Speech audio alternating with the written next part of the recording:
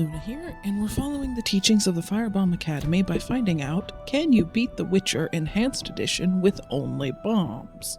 In the first Witcher game, there are two damaging bombs, Dragon's Dream and Devil's Puffball. Dragon's Dream releases flammable gas. Typically, the Igni sign is used to ignite the gas, but according to Reddit, a torch works too if we run into the gas. The torch won't do direct damage, so that's the method we'll use. We have to allow that because many enemies are immune to the Devil's Puffball's poison. We can bypass acquiring formulas by following the recipes on the wiki, but we'll need the third rank of intelligence and the bomb preparation talent, and silver talents aren't obtained until level 15. We can use pre-made bombs without bomb preparation, but we can't find or buy bombs in Chapter 1. So no, you can't beat The Witcher Enhanced Edition with only bombs, but the majority of the game is open to only using bombs if we grind to level 16 in Chapter 1, so we're going to see what that's like. Before we go over the rules, I want to thank you all for watching, and if you enjoy this video, please consider subscribing. It helps the channel grow and encourages me to make more videos. Channel memberships are also a thing if you want to support the channel directly. Also, the Can You Beat Oblivion While Leveling as a Bad Class video has 430 likes. Just a few more and you all get to see me suffer through Oblivion as Perrin. Now on to the challenge. Once we get bomb preparation, we can only damage and debuff enemies with bombs. Damage and debuffs from enemy infighting, allied units, story buffs, and the environment are allowed. We must acquire bomb preparation before fighting the beast at the end of Chapter 1. Consumables, signs, and equipment are allowed provided they don't damage or debuff enemies. We can draw weapons to parry and dodge as long as we don't attack with them. We must play on hard difficulty. No gameplay mods, glitches, or exploits. Graphics and HUD mods are allowed. We're using a few texture and HUD mods which are linked in the description. There will be spoilers, but we're only going to cover critical story points. I recommend Gopher's Let's Plays if you want to experience the plot. We helped Triss defend the lab from Salamandra bandits and a rogue mage in the prologue, and move on to Chapter 1 in the outskirts. Strength, dexterity, and stamina increase our parrying, dodging, resistances, and vitality, and rank 3 intelligence is required for bomb preparation, so we invest in those and buy bomb bases from Abigail and Heron Brog. The quests in Chapter 1 only get us to level 9, so we have to grind respawning enemies to get the rest of the way. Look at the mountain of Barghest skulls we've sold to Abigail to get to level 12. Barghests give 20 XP now, and that drops each level, so we need to fight something else. Drowners barely give more than Barghests. Ghouls give 80 XP and they're vulnerable to stuns with Ard, but they don't respawn often. The Econops in a cave near the city wall give 90 XP and 7 of them respawn when we re-enter the cave, but they take ages to fight without upgrading Igni. We could visit the Place of Power and the Igni Circle in the crypt to increase Igni's sign intensity temporarily, but the crypt is on the other side of the map and upgrading Igni is more effective anyway, so we do that and grind Econops. After 2 days of grinding Econops, we finally reached level 16, and I realized we should have been buying phosphorus because it's the only ingredient available in Chapter 1 with vermilion, which we need for Dragon's Dream bombs. Abigail sells one when she restocks, so we meditate at her hut for a few days and stock up. We follow the recipe for salmon on the wiki and test it. The outskirts are considered safe during the day, so the game won't let us draw weapons or cast signs to even light campfires, but we can throw a bomb with no issues. Good news, it works and adds the salmon bomb formula to our list, making crafting easier. Bad news, when I tested a Dragon's Dream bomb, our torch didn't ignite the gas. Even if we broke the rules by hitting a Barghest with the torch and lit the Barghest on fire while in the gas. It only works if we hit the gas with Igni. I thought upgrading Igni wouldn't be a problem because Reddit said torches would ignite the gas, but that post may have meant one of the later games. Modern search engines certainly aren't going to narrow the results down to the first game. Point is, we have to use Igni. We upgraded Igni's damage to make grinding faster, and there's no way to respec. Normally, I would not allow using a save editor, But our options were that, allowing Igni to do extra damage, or loading back to before we started grinding Echinops 2 real-life days ago. If I had known that we needed Igni, we wouldn't have upgraded it and fought ghouls instead. But that ship has sailed and I couldn't make myself sit through 2 more days of grinding. I did my time. We remove all the Igni talents except the base talent we need to use the sign, and refund the 4 bronze talents we removed by adding 4 bronze talents to our available talent pool. This is the first time I've used bombs in the Witcher games, so I'm learning how they work as we go. Geralt drops bombs at his feet, so we don't have to aim them, and both bombs hit a large area, but they have no range because we can't throw them. Dragon's Dream does solid damage, but it's temperamental. The cloud of gas we need to hit with Igni to trigger the explosion is small, and Igni's effect is larger than its hitbox. So even though it looks like there's fire everywhere, only a portion of that fire does anything. That means we have to be close enough that we'll be caught in the explosion when we set it off, and elevation differences can make the gas almost impossible to set off. On that note, if we inflict damage with an Igni aimed at a gas cloud and it misses, it doesn't fail the run because if it did, I would lose my mind. Geralt's targeting prioritizes enemies, so we can have the cursor right on the gas cloud and he'll aim Igni at an enemy off to the side instead. The best way to set it off was to aim at an enemy behind or in front of the cloud, but that didn't always work if other enemies were in the way or if the enemy moved while he was casting. This was a big part of the reason we wanted Igni to do minimum damage, because there are going to be some accidental Igni hits. Devil's Puffball isn't issue-free either. In tight spaces, staying alive while it does its thing can be difficult. And while its damage is great against healthy enemies, it drops off against wounded enemies. Against these Salamandra bandits, the first Devil's Puffball melts about 2/3 of their health. Yet we need 2 more Puffballs to take them out, and many enemies, including bar guests, are immune to poison. 3 Dragon's Dreams weren't enough to take out the beast, so we had to load back to Abigail's hut to play dice poker and buy more phosphorus. I just wanna leave Chapter 1. After spending 2 in-game weeks with Abigail, we have 5 Samum, 15 Dragon's Dream, and 15 Devil's Puffball bombs. We help Abigail because the Reverend makes my skin crawl, and turning on our explosives supplier would be a dumb move. We use a Samum bomb to stun the bar guests so we can set up a Dragon's Dream and drink a Swallow Potion.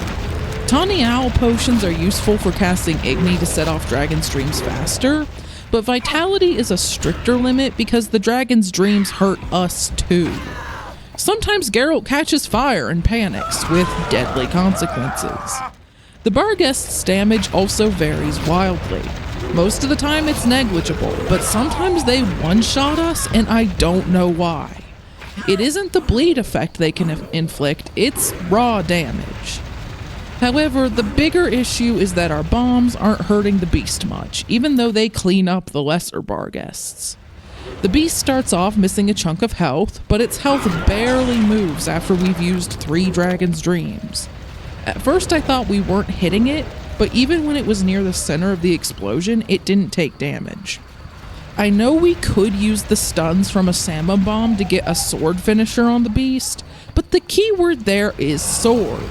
We'd have to use a weapon, and I'd consider that a run failure. We haven't gotten the beast below half health once after many attempts, but I kept throwing us at the wall hoping for a breakthrough.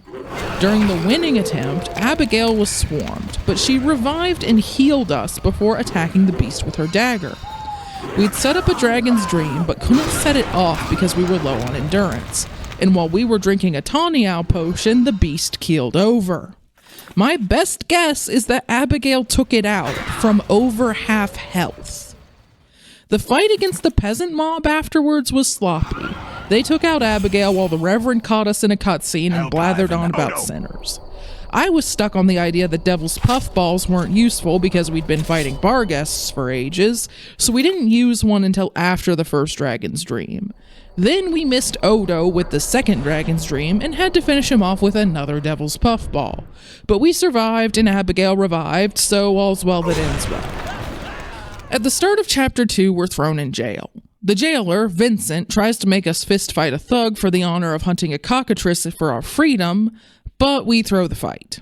The thug predictably loses to the cockatrice, so if anything else, we did more damage to him by losing, but challenge rules and all. Afterwards, we're sent into the sewers after the cockatrice. We're given a silver sword, but we have no way of retrieving our bombs or making more until the cockatrice is slain. We meet a Knight of the Flaming Rose, Siegfried, who is also hunting the cockatrice.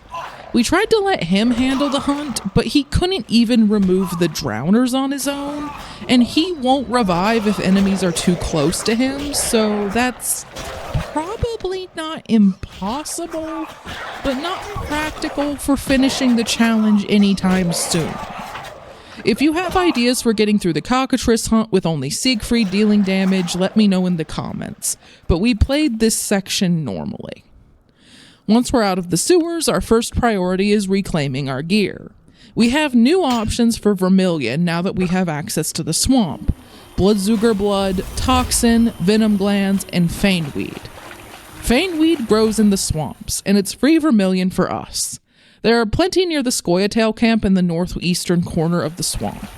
Wyverns are a great source because they can drop Toxin and Venom Glands, but we need to read an Orthinosaur's book before we can harvest those, which I definitely didn't forget to do. Bloodzoogers are only worthwhile if we fight them in large groups.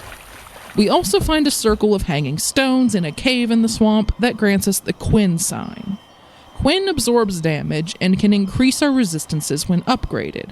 However, it dissipates if we cast a sign or attack. I'll have to test if using bombs cancels it, but using Igni to set off bombs will definitely cancel it. Dragon's Dreams require a top quality base, so we need Zeracanian Mix or Alchemist's Powder. Kalkstein sells one Alchemist's Powder each time he restocks, and that's it. We may as well buy Phosphorus because we can only make one Dragon's Dream per day either way. Or so I thought until we ran out of Spectral Essence and needed another source of Hydragenum. Back to the swamp to pick Beggartick flowers. We completed some monster hunting contracts because we took them out while gathering ingredients. Sometimes allies helped us. Don't worry, they've got it. Their friend is just taking a nap. Other times we could take out enough enemies at once to be worth it by having Geralt exhibit a Witcher's exemplary ability to herd. Wait, cut the camera, cut the camera! Some side quests' rewards don't cover their costs. Take a most uncommon wine, for example. We can defeat the Graveyears with the help of Tawny Owl and Swallow Potions and the Quinn sign, along with aggressive pirouetting. But we have to use 6 Dragon's Dream Bombs that cost 70 orens each for the Alchemist's Powder alone. And our reward is 1500 XP and wine that can be sold for 240 orens. A Restless Ghost is impossible to complete because the ghost isn't hostile. Dragon's Dreams won't affect friendly targets even though they light us up just fine. So we have to hit the ghost with a sword to start the fight. Luckily, most of the other Chapter 2 quests are either non-combat or involve thugs that can be poisoned and thus only require the Devil's Puffball that's made with lesser bomb bases. Granted, we have to use 2 or 3 puffballs per encounter because poison damage drops off so badly against wounded targets, but we coast through the main quest with them until we reach the Golem. The Golem moves slowly, so we can stay out of its attack range, but fighting it the normal way takes 12 Dragon's Dreams. The pylons aren't bombs, so they aren't allowed. But what if I told you there was a way to blow the Golem to bits with 3 Dragon's Dreams? If we drop 3 Dragon's Dreams in one spot and then set them off while the Golem is nearby, it will keel over after a short delay. The wiki recommends using the Fireball Igni with longer range because Geralt can also be one-shot by the explosion, but we can't use that. Quinn doesn't prevent the damage because it dissipates when we cast Igni, so how do we survive the blast? Holding the back movement key never makes Geralt move with or without a weapon drawn. But if we dodge by double tapping a movement key, we can avoid the one-shot effect. Dodging sideways doesn't work, and neither does dodging backwards if we're too close, but I avoided the one-shot semi-consistently by setting the bombs off near Igni's max range while Geralt had a weapon drawn and mashing the backward movement key while casting Igni so he rolled backwards as soon as possible. It still didn't always work because sometimes Geralt just refuses to dodge. Since dodging to the side doesn't work and we have to be far enough away for even dodging backwards to work, I'm inclined to say the dodge roll is outspacing the explosion instead of iframing through it, and that we can only do this because the one-shot effect happens a few frames after the initial damage that we still have to tank. We have level 4 strength and the vigor talent that gives us 2 more vitality per level, so we have 538 vitality at level 19. The explosion takes about half our health before the damage over time and without the one-shot effect. So a fairly tanky Geralt is needed to pull this off at this level without an upgraded Igni with more range. We didn't complete the autopsy correctly even though we'd read all the required books because I couldn't remember which dialogue options to pick. But we can get Geralt to come to the correct conclusion during the What Lies Beneath and Vizima Confidential investigation quests by figuring out all the suspects Raymond points us to are innocent. We'd already cleared everyone except Kalkstein and Thaler, and we just had to talk to a guy that looks around Thaler's house at night to clear him. Another way to figure out Raymond has been replaced is to get the pass to enter the graveyard from Vincent or Thaler after speaking to the gravekeeper and find the real Raymond's body in the crypt. Doing either of these will make Geralt suspicious of the autopsy conclusions, allowing us to clear Kalkstein, which is good because accusing him would make him unwilling to talk to us for a while and we need bomb bases. Kalkstein suggests we lure Raymond to a ruined mage's tower in the swamp so his fire magic will be weakened. Which is a good call because this is what happens if we confront him in Raymond's house. Crispy Geralt. Even at the tower, the fight with Raymond, who reveals himself as Azar Javid, the mage who attacked the Witcher's stronghold of Kaer Morhen during the prologue, is not free. He summons an Ifrit that hides behind a wall of fire for the first phase of the fight. The Ifrit is immune to poison, and it also seems to be immune to our Dragon's Dream bombs. I'm unsure if Dragon's Dream bombs deal fire damage. They can incinerate enemies, explode in a ring of fire, and in the third game they are listed as dealing fire damage, so I wouldn't be surprised. But I couldn't find anything that lists their damage type in the first game. Using 15 Dragon's Dreams didn't make a dent, so we tried the 3 Dragon's Dreams trick we used on the Golem. It's harder to pull off because the Ifrit is smaller and faster, the arena is smaller, and rolling through the firewalls is deadly. But after a few tries, Geralt survives the blast and gets through the Ifrit phase of the fight. Azar Javid summons the Professor, an assassin in Salamandra's pocket, but it only takes 1 Devil's Puffball to make them both flee. Even the peasant mob took more than that.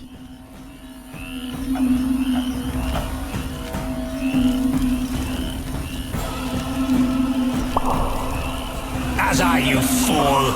Let the Witcher get the better of you. You nearly got me killed. Silence. Back to the base of the trade quarter. Hurry before he recovers. We shall meet again, freak.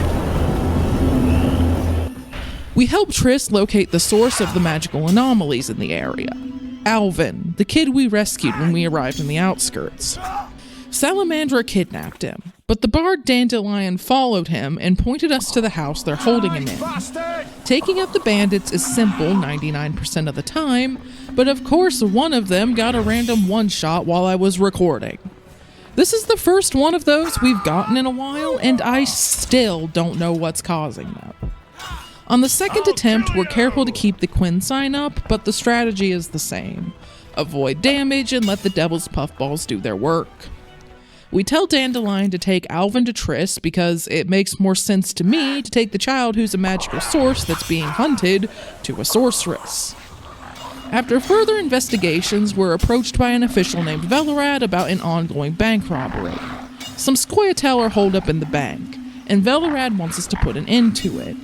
We go in through a warehouse connected to the bank that's infested with fletters. The fletters on the first floor can be avoided by running up the stairs, but the ones upstairs can't be run past. Once we've spawned all 5 in the area, we use 2 Devil's Puffballs to whittle their health down and finish them off with a Dragon's Dream. Yes, I was surprised that lesser vampires are susceptible to poison too. Don't look a gift horse in the mouth. We entered the bank and the Scoia'tael allow us to see their leader, Yavin, because we've completed the Echoes of Yesterday quest. We help them escape by taking out some Kikimores in the sewers, because that path removes the fewest people from the census while also slaying monsters, which feels fitting for a Witcher. We're level 25 and we've heavily invested in our attributes. Our rank 4 strength gives us more vitality, and several of its talents increase our resistances, armor, and give us a bit of vitality regeneration. I don't know if strength's damage increasing talents affect bombs, but we'll try them if we have extra silver talents. Dexterity is at rank 3, and we've taken talents for more parry and dodge, and to limit incineration since Dragon's Dreams occasionally light us on fire. We may upgrade it further if we get enough silver talents. Stamina gives us more endurance regeneration, and tons of resistances, so we've gotten it to rank 4. Between Quinn and Igni, we burn through endurance even though we don't use signs for direct damage. We won't increase intelligence past rank 3 because doing so would increase our sign intensity and by extension Igni's damage, but we've taken the ingredient extraction talent so that we can get more ingredients for bomb crafting.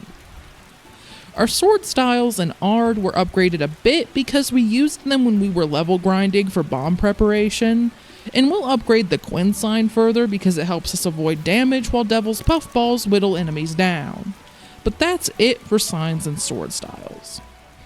We find a salamander hideout in the trade quarter where one of their mages is using a magic mirror to contact the King of Redania for financial support because we've been destroying their operations.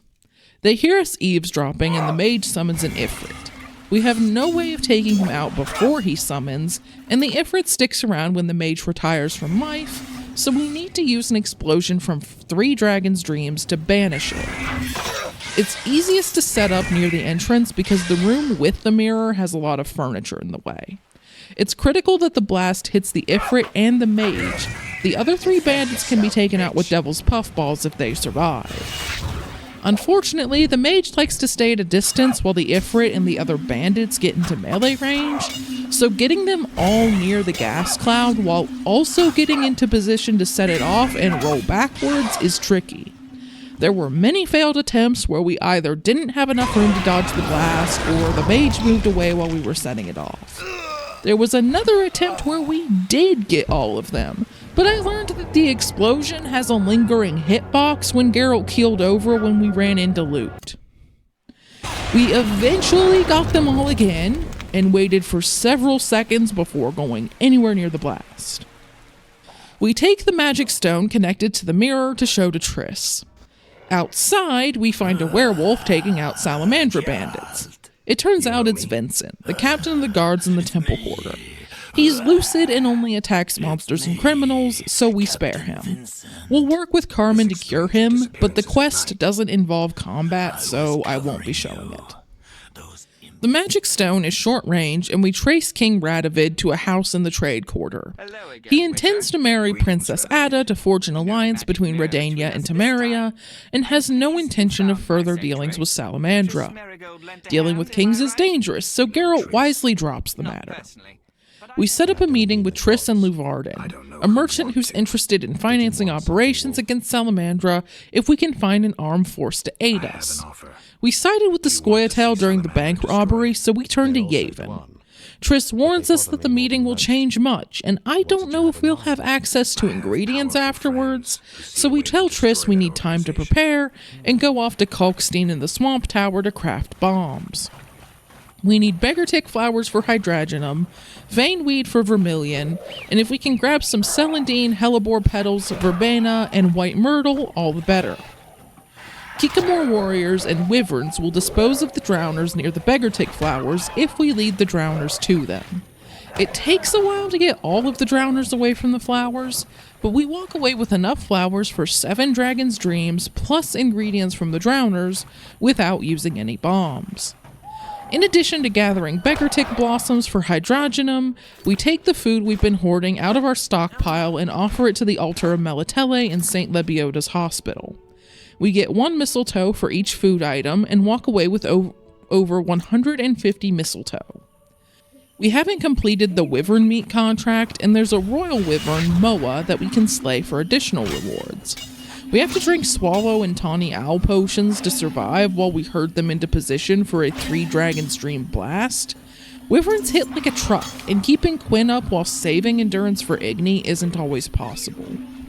We managed to get Moa and 3 royal wyverns, which also gets us 3 wyvern eggs to fulfill a future contract in Chapter 4.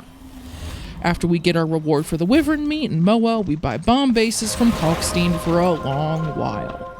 If I could change one thing to make this run go faster, I would make Kalkstein sell more than 1 alchemist's powder at a time.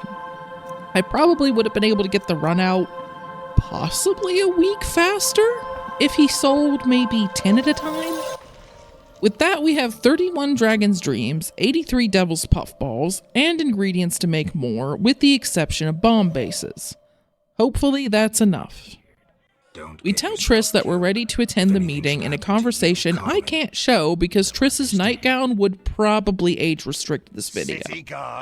When we arrive at the new Narracore, Vincent warns us that Salamandra is on their way. Geralt chooses to fight, and Vincent and his guards stand with us. We immediately have 2 problems. 1, I want to keep Vincent alive. I have no idea if he affects anything past this point, but I didn't go through all the effort to cure him to lose him here. 2, there's another Salamandra mage that will summon an Ifrit, and the guards won't survive long enough to take it out for us, so we have to use 3 Dragon's Dreams. Thankfully, allies are immune to the blast. Vincent and the other guards survive it even if we don't, and we often don't, because taking out the mage triggers a cutscene that prevents us from rolling backwards. The only time we successfully rolled backwards was when the mage was outside of the blast, so the cutscene didn't trigger. Unfortunately, he's powerful enough to take out Vincent and us from full health. I assume he cast a spell even though there was no visual effect, but who knows. If it hadn't been for that oddly powerful spell, we might have won that attempt because there were 2 guards left plus Vincent against only the mage. After many more attempts where the cutscene prevented us from dodging the blast, we got this fluke. The cutscene started a frame or 2 faster and protected us from the blast. Either that or we managed to roll backwards during the cutscene because we were at the bottom of the stairs at the start and near the top of them when we regained control. Either way, this scene feels oddly fitting given what we just went through. Lost causes are worth a struggle. A fairy tale. Triss teleports Geralt and Yavin to the Salamandra base using a trace from the stone we recovered. She's forced to rush the spell as Count DeWitt breaks down the door and we're separated from Yavin, but we find him after fighting some Salamandra bandits. There's a mage protecting a stone that Yavin can use to reactivate a portal to let the Scoia'tael in. I tried to use a Devil's Puffball and Dragon's Dream before the mage summoned an Ifrit, but the mage always summoned immediately. Yavin can't take out the Ifrit on his own. They just dodge each other's attacks forever, so we have to use 3 Dragon's Dreams to take out the mage and Ifrit. Afterwards, we let the Scoia'tael in and they fight the Salamandra bandits. The battle will go on forever, and with both sides getting reinforcements. So we ignore them and run after the professor and Azar Javid.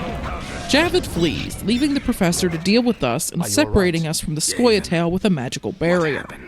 Yavin suggests that Triss cast Alzur's shield on us before she teleported us, which she learned from a book we found in the Swamp Tower. This manifests as a bluish aura that attacks a random enemy for about 40 damage every few seconds.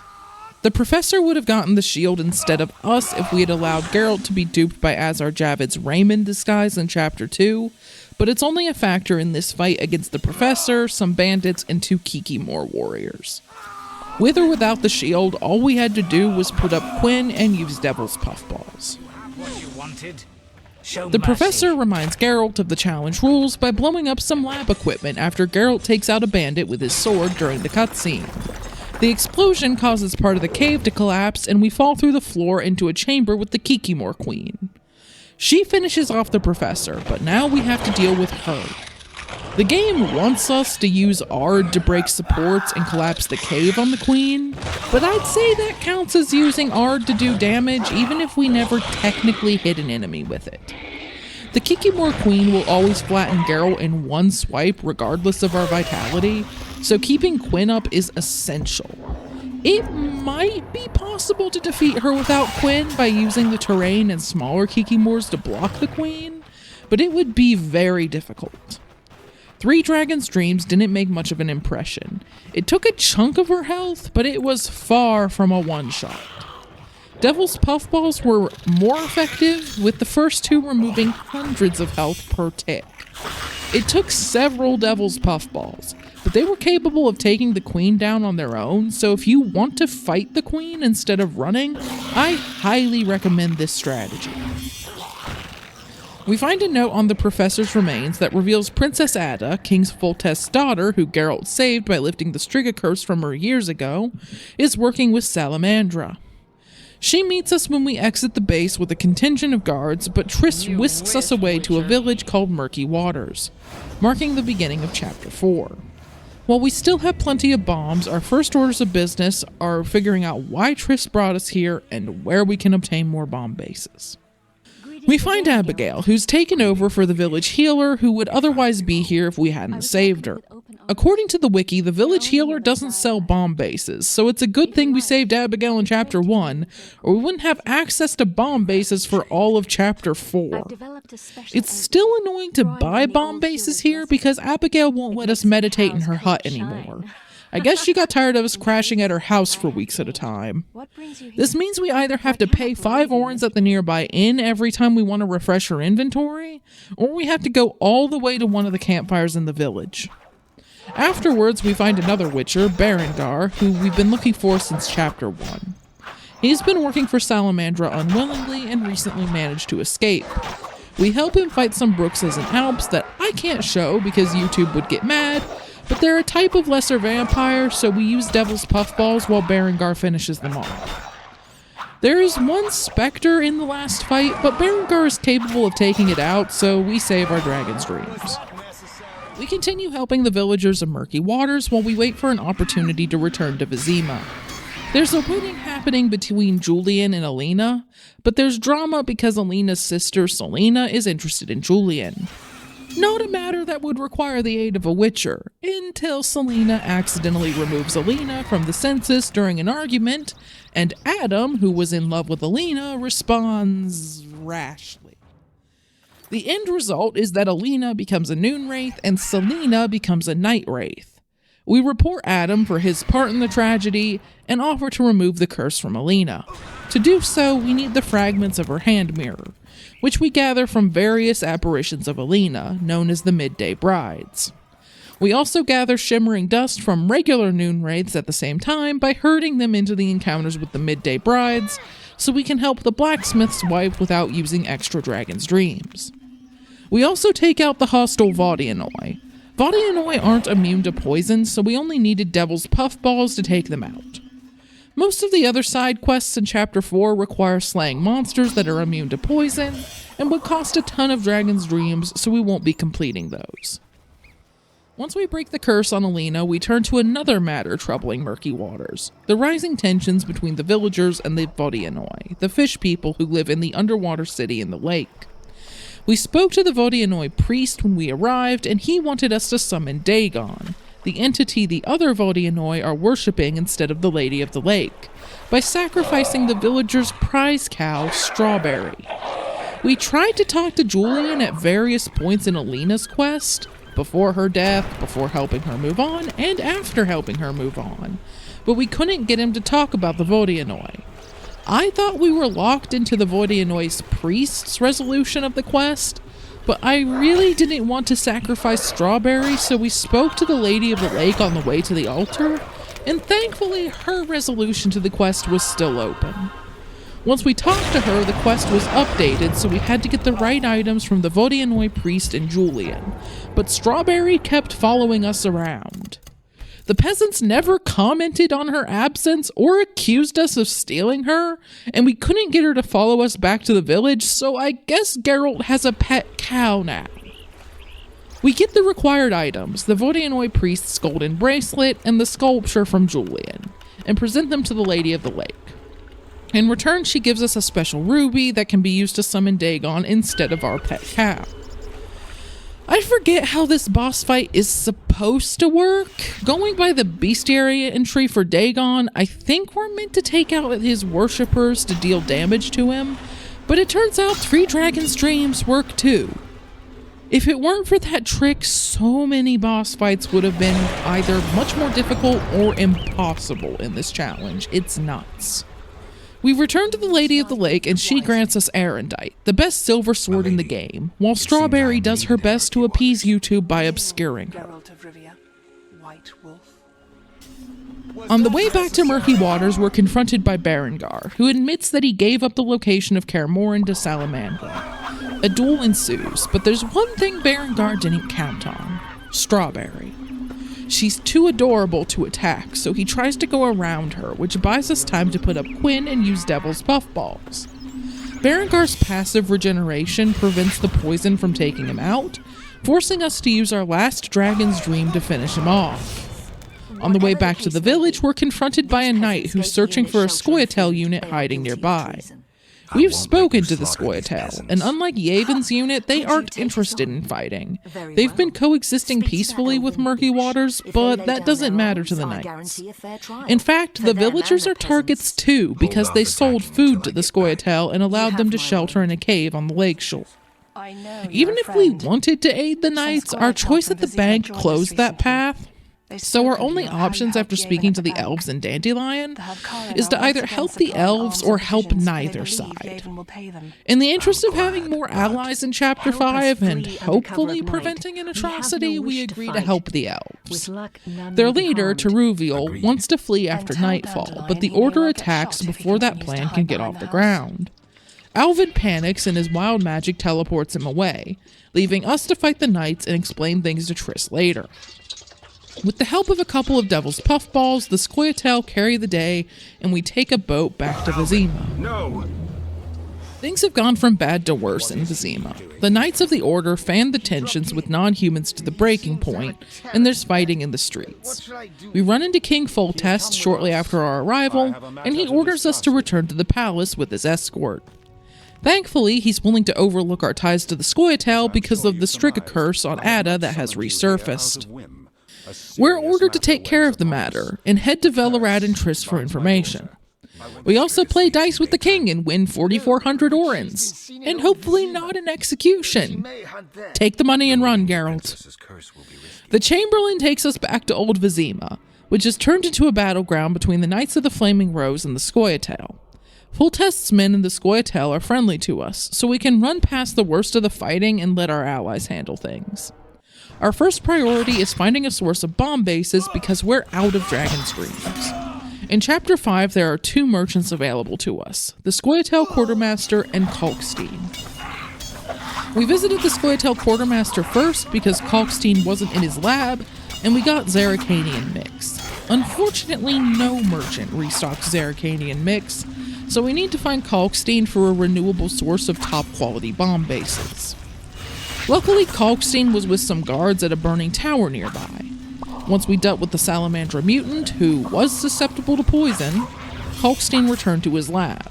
He still only sells one alchemist powder per restock, but he's willing to let us meditate at his lab so we can pass the time between restocks more quickly than we could in Chapter 4. It still takes about an hour, and over an in-game month, to burn through most of our money on bomb bases. We also had to purchase some other ingredients for hydrogenum and Queberth as we burned through our mistletoe and ballast fruit. We kept some orans in reserve just in case, but we walked out of Kalkstein's lab with 77 Dragon's Dreams and 75 Devil's Puffballs. Hopefully that's enough to see us through to the end. The Knights of the Flaming Rose attack the field hospital to put the wounded non-humans down. Shani rushes to defend her patients, and Geralt is hardly the type to stand by and watch. The weaker knights fall to Devil's Puffballs, but the strongest one is only weakened by them. Unlike Berengar, it isn't due to passive regeneration. He simply stops taking damage once his health is low enough. I suspect he has damage reduction from his armor, and for some reason that also applies to poison.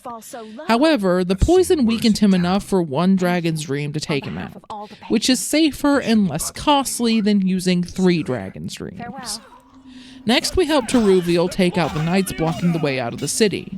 With the Scoia'tael's help, even the stronger knights can be taken out without Dragon's Dreams. With the knights out of the way, we escort the refugees out of the city to the Druid Circle in the swamp. Bloodsuckers and Drowners are scattered around, and fighting them would be a drain on our Dragon's Dreams, so instead of taking them out, we lure all of the ones near wherever we want to go, away, and then double back. We gather the components to Raven's armor while we're here. Most of the enemies in the crypts can be led around like the Drowners in the swamp, although it takes a while to get them all to follow us far enough through the narrow passages without getting surrounded. The only exceptions are the Kikimors in the old mine. They're too fast to outrun, so we have to fight a few of them.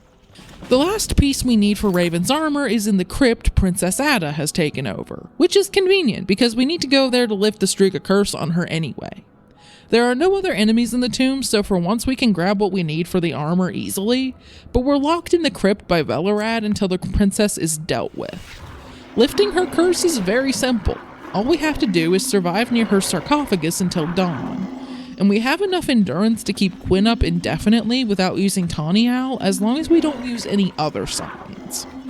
Even without using Quinn, lifting Ada's curse would be very possible. Her pathfinding isn't the best, and we can lead her in circles around her sarcophagus without getting hit. We have to run back to the sarcophagus because Geralt and Ada's positions are reset every time one of the candles marking the passage of time burns out, but as long as we run for the sarcophagus as soon as we regain control of Geralt, which happens while the cutscene transition is still fading out, we can get her back to chasing us around her sarcophagus while taking little to no damage. Before we follow Velorad's directions to the old manor, we head back to Vizima to forge Raven's armor. Because we sided with the Scoia'tael, we got the elven version of Raven's armor, which increases endurance by 25 and endurance regeneration and sign intensity by 10%. This means Igni's damage will go up a tiny bit, but with Igni unupgraded, it won't matter much. The neutral version of the armor would have been best because it grants vitality, endurance, and regeneration bonuses, along with a 25% boost to all resistances and no boost to sign intensity. And if I had remembered that the elven version of Raven's armor increased sign intensity, I would have taken the neutral path. But in the interest of getting the challenge out this week, I'm letting it slide instead of redoing the last part of Chapter 4 and all of Chapter 5. We find Count DeWitt outside the old manor. He tries to get us to give him the evidence we found about who put the curse of the Striga back on Ada, and when we refuse, he admits to being part of Salamandra and attacks. The 2 weaker knights of the Order go down to Devil's Puffballs, but DeWitt and his aide have enough damage reduction to negate the poison at low health, so we have to use a Dragon's Dream to finish them off. We actually missed our first attempt to set off the gas and hit DeWitt with Igni instead, and even at critically low health, Igni wasn't enough to take him out. I think that's proof enough that Igni still isn't doing much against these enemies. We fight the Knight of the Flaming Rose captain we encountered in Murky Waters, Rayla. She was removed from the census by Yavin earlier, but Azar Javid resurrected her as some sort of BDSM Frankenstein's monster. We also lure some nearby Salamandra mutants into the fight so we can take them all out at once.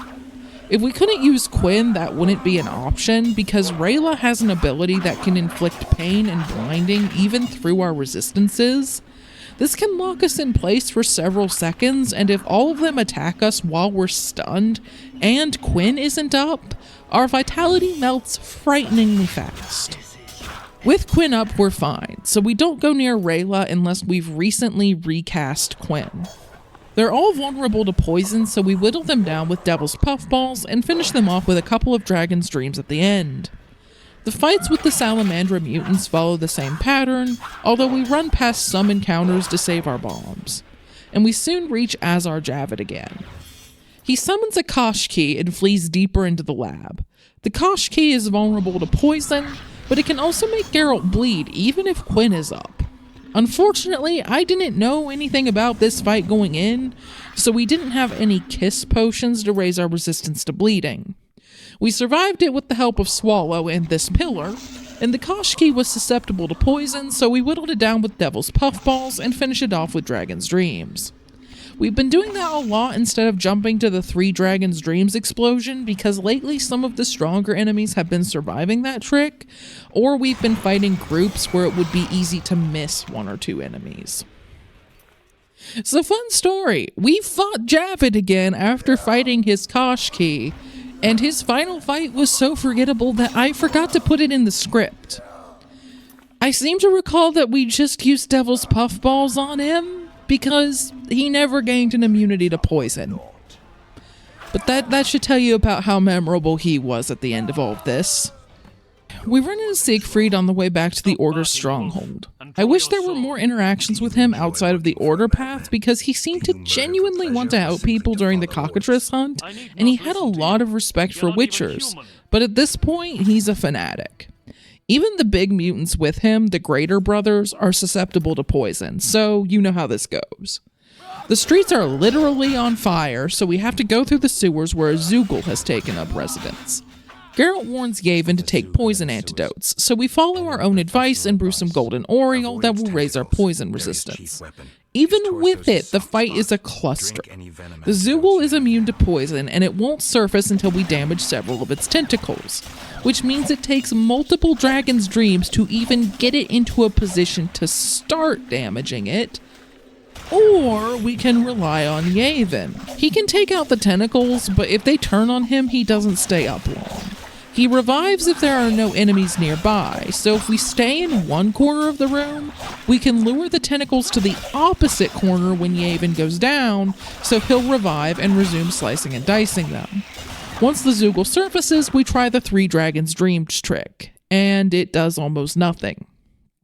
I have an hour of footage where we used over 15 Dragon's Dreams 3 at a time and barely removed half of the Zeugl's health. Then we blundered into the lingering hitbox and keeled over. I was worried that the challenge would end here, but then I figured if the first explosion doesn't work, try an even bigger one. Let's see what 6 Dragon's Dreams do when we set them off at once. The blast took out about half our health even when we dodged, and we have almost 900 vitality at this point, so if we had done this during the golem fight, it would have taken us out regardless of whether we dodged or not. But it also took out over half the Zeugl's health. How the Dragon's Dreams stacking works is not well documented, but the damage seems to scale exponentially as we add more bombs. 9 bombs at once probably would have taken the Zeugl out if it stayed in place long enough to put that many down, but it may have also taken us out. As it was, we used another stack of 6 and took out the Zeugl with a total of 12 Dragon's Dream bombs. We confront the Grandmaster of the Order, Jacques de Aldersberg, and he casts a spell that traps us in what he claims is a vision of the future. We'll get several bonuses or malices from the characters we meet here, depending on how we've treated them throughout the story. Because we brought Alvin to Triss appears instead of Shawnee, and she'll be a great help to us as we fight our way to the Grandmaster. While many of the creatures here are vulnerable to poison, we're running dangerously low on bombs, especially Devil's Puffballs, so Triss's spells are essential for finishing off enemies. We run into specters too, but Triss does a good job of taking them out as long as we keep her from being swarmed. She can also take out some of the lower health enemies like the mutant assassins pretty fast. Abigail appears next, and since we helped her in the outskirts, she gives us 5 swallow potions and more importantly doesn't fight us. If we had helped the mob back in Chapter 1, then she would have attacked us and been yet another drain on our dwindling resources. Teruviel is next, and apparently we should have insulted her instead of appeasing her because she would have joined us to fight instead of casting a fire buff on our swords that we can't use. I didn't look these up until afterwards. Siegfried, Yavin, or both will appear next, depending on who we sided with. For us, it's Siegfried, and he attacks us. Next, Ada appears because we broke her curse, and she aids us against the final minions. If we hadn't saved Ada, but saved Vincent, he'd appear in his werewolf form, and if we hadn't saved either of them, we'd have been stuck with Count DeWitt. Between Triss and Ada, we barely have to do anything, even against Greater Brothers. We use a Devil's Puffball to help things along, but that's it. Unfortunately, Triss and Ada can't help us against the Grandmaster because he controls everything at the heart of the vision. First, we have to fight 5 mutants, and using 3 Dragons' Dreams is not an option because the cutscene that starts the second phase places Geralt in the middle of the blast, which flattens him as soon as the cutscene is over. Instead, we have to use 3 Dragons' Dreams one at a time. In the second phase, the Grandmaster finally attacks us. He's immune to poison, but we still have a stack of Dragon's Dreams. Not that we use them all that effectively in our first attempt, because the Grandmaster repeatedly knocks us down and nearly takes us out, and then we fail to dodge the first set of 3 Dragon's Dreams. On our next attempt, we drink some potions before the fight.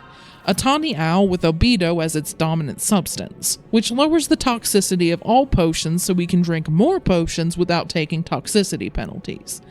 Followed by Swallow, Willow to make us immune to knockdowns, and Full Moon to massively increase our vitality. This time we can use Dragon's Dreams without getting knocked around, and we even have enough vitality to survive getting caught in the blast of 3 Dragon's Dreams. Sadly, so does the Grandmaster, but it makes an impression and we can regenerate. He can't. Surviving the blast is important because the field around the Omens of Fire trap us in a very small space where dodging the blast is nearly impossible, so high vitality and full moon are almost required to make this work. We also can't use more than 3 Dragon's Dreams at once if we want to tank the blast. Although if you're hell-bent on dodging the blast instead, maybe try 6 Dragon's Dreams so you only have to manage it once. I suspect the cutscene transition will still catch you though, because the King of the Wild Hunt shows up, spouts some nonsense, and says he wants the Grandmaster's soul. If we object, we'll have to fight him, and we have almost no health and barely any bombs. So we tell him he can have the Grandmaster's soul, beating the game and winning the run, proving you can beat most of the Witcher Enhanced Edition with only bombs. There were some hiccups in this run, and if I redid it, I would change a few things. I wouldn't upgrade Igni to grind in Chapter 1, so there would be no need for a save editor. And I would take the neutral or order path so Raven's armor didn't increase sign intensity. I would also try to stock up a few more bombs than I did, probably another stack of Devil's Puffballs and another couple stacks of Dragon's Dreams for the ending sequence so that we would have had enough left to try to fight the King of the Wild Hunt. But I still think it was fun, and I hope you all had fun watching it. I want to thank Lemon from the Backlogs for founding the Firebomb Academy and inspiring me to do challenge runs. Also, let me know in the comments if you think the bombs-only run of The Witcher 2 should import this run's save or not. I don't think the imported gear will give us much of an advantage, it would just keep some story decision continuity, but I could see an argument for the default start that you get without importing a save because it would help standardize the run. I'm fine with either, so I'll let you guys decide in the comments. The next challenge run will be Oblivion with a completely randomized character, and be on the lookout for the Let's Play of Sunless Sea that will be starting soon. It might be releasing alongside this video if I manage to get it edited fast enough, and if not, then definitely by next weekend. Thanks for watching, see you all next time.